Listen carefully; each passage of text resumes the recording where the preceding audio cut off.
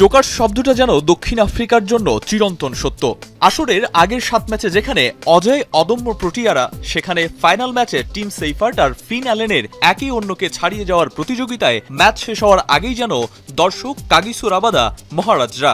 22 গজে দুজনের ব্যাটিং ঝড়ে হার জিতের চেয়ে বড় আলোচনার বিষয় তখন টিম সেইফার্ট নাকি ফিন অ্যালেন, কে বেশি ভয়ঙ্কর।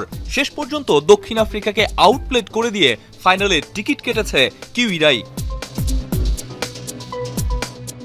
ডিককের ব্যাটে উড়ন্ত শুরুর আভাস মুহূর্তেই ম্লান বেরসিক ম্যাকনকির জোড়া আঘাতে।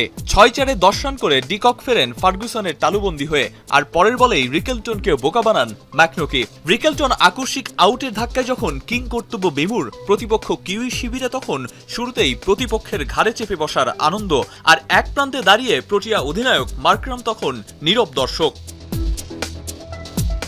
ক্যাপ্টেন স্নক খেলার আভাস দিয়েও পারেননি মার্করাম, অভিজ্ঞ মিলারও হাল ধরতে পারেনি দলের। একবার জীবন পেয়েও রাচিন রাভিন্দ্রার বলে আউট হয়ে দুশ্চিন্তা বাড়ান প্রোটিয়া শিবিরে। ধ্বংসস্তূপ থেকে আশা জাগিয়েও জিবি নিশামের স্লোয়ারে বিভ্রান্ত হয়ে ব্রেভিস ফেরেন 26 রান করে। শেষ পর্যন্ত ইয়ানসেনের 55 রানের ইনিংসে 169 রান স্কোরবোর্ডে জমা করতে সক্ষম হয় দক্ষিণ আফ্রিকা। জবাবে ব্যাট করতে নেমে কাগিসো রাবাদা, মার্কো ইয়ানসেনদের পাড়ার বোলার বানিয়ে ছেড়েছেন টিম সেইফার্ট ফিন অ্যালেনরা। দলকে দিয়েছেন উড়ন্ত সূচনা। মাত্র 9 ওভারেই সেইফার্ট অ্যালেন ঝড়ে 117 রান তোলে নিউজিল্যান্ড। একের পর এক 6-4-এ মাঠের চেয়ে গ্যালারিতেই যেন বেশিক্ষণ চোখ রাখতে হচ্ছিল দর্শকদের।